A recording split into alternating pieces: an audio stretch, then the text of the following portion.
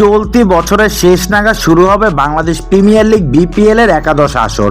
টি-20 franchise tournament সহ বেশ কিছু বিষয়ে বৃহস্পতিবার সভায় বসেছিল বিসিবি, যেখানে বিপিএল এর প্লেয়ার ড্রাফট ও আসর শুরুর বিষয়ে সিদ্ধান্ত নিয়েছে বোর্ড পরিচালকরা।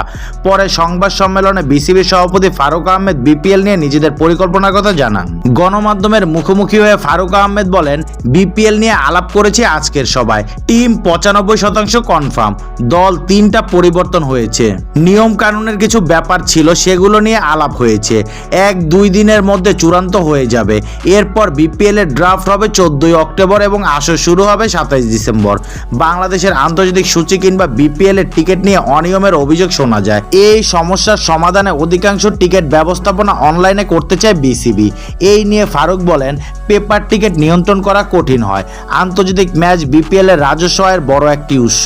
সেজন্য আমরা টিকিট বিক্রি ডিজিটালাইজড করব 70 থেকে 80%, যেটি উপযুক্ত মনে হয়।